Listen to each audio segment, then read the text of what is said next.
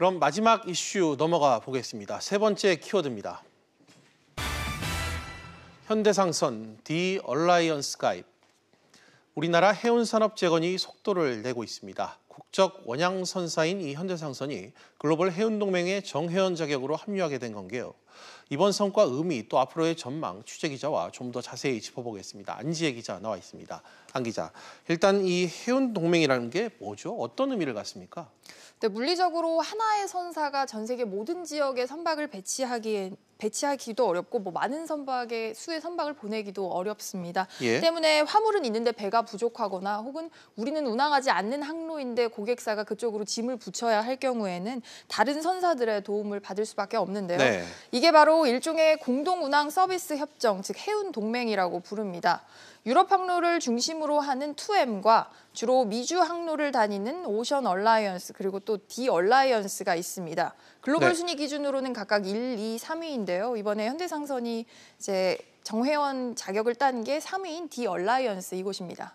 예, 이 중에서 현대상선이 협력하기로 한 것은 이 3위라고요.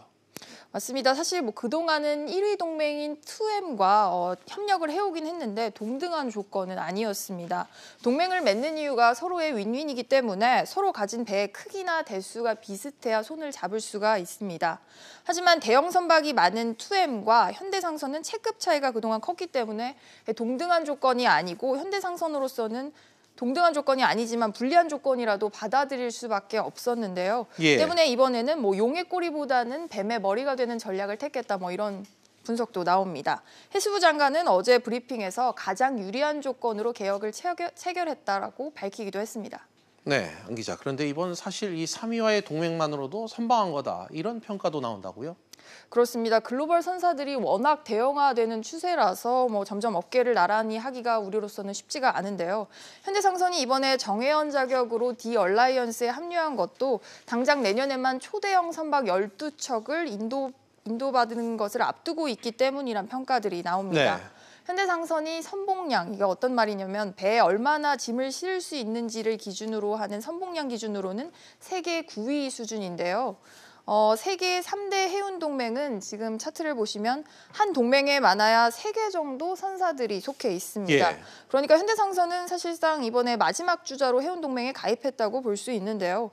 결국 정부가 해운재건 정책 아래에서 새 대형 선박 발주를 돕지 않았다면 그나마 이번에도 동맹에 끼기가 쉽지 않았을 거란 분석이 나오는 이유입니다. 그렇군요. 그렇다면 앞으로 이 정부 해운 재건을 위한 남은 과제나 전략 등이 있다면 어떤 게 있을까요?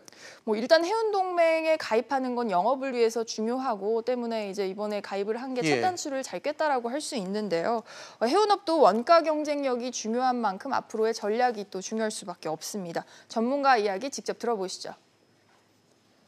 장기적으로는 그 선박에 대한 투자 타이밍 그리고 이제 기술적으로 친환경 스마트화해서 굉장히 급하게 변하고 있는 선박 시장에 대한 연구 같은 걸 통해서 조금 더 이제 본질적인 경쟁력을 키울 수 있는 이런 노력이 필요하다고 생각됩니다. 네, 안 기자 잘 들었습니다.